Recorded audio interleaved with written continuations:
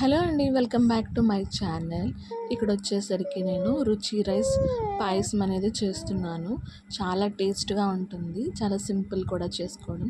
చాలా రకాలుగా చేస్తూ ఉంటారు. నేనైతే చేసేది మీకు చూపిస్తున్నాను. 1/2 లీటర్ పాలు తీసుకున్నాను, 2 గ్లాసెస్ వాటర్ తీసుకున్నాను.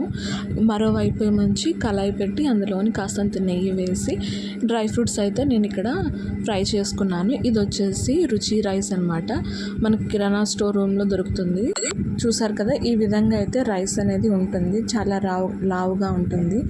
నార్మల్ రైస్ కన్నా ఇది కొంచెం లావు ఉంటుంది. బాయిల్ అయ్యే కొద్ది కొంచెం ఏంటంటే అది ఇంకా సైజ్ అనేది కాస్త నెయ్యి వేసి బాగా ఫ్రై చేసుకోవాలి. కొంచెం కలర్ చేంజ్ అయిన తర్వాత తీసేస్తే సరిపోతుంది.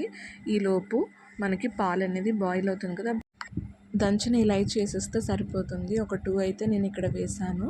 అలాగే పక్కన పెట్టాను కదా ఫ్రై చేసి. ఈ రైస్ని ఇప్పుడు బాగా బాయిల్ అయిన తర్వాత వేసి బాగా మనం బాయిల్ చేయాలి. ఎందుకంటే రైస్ ఎలా ఉడుకుద్దో సేమ్ అలానే ఉడికించాలండి. బాగా బాయిల్ అయిన తర్వాత చిటికెడైతే నేను సాల్ట్ వేసాను. సాల్ట్ వేసినట్టయితే ఆ టేస్ట్ అనేది ఇంకా బాగుంటుంది. ఇక్కడ నేను ఒక చిటికెడు మాత్రమే వేసాను. ఆ తర్వాత ఒక కప్పు నేను షుగర్ వేసాను. మన టేస్ట్కి సరిపడేటట్టు వేసుకుంటే సరిపోద్ది.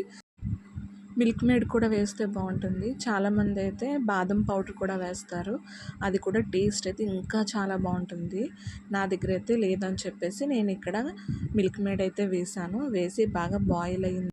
ఒక 10 మినిట్స్ తర్వాతే డ్రై ఫ్రూట్స్ వేసి దించేస్తే చాలా చక్కగా ఉంటుంది. చాలా కమ్మగా ఉంటుంది.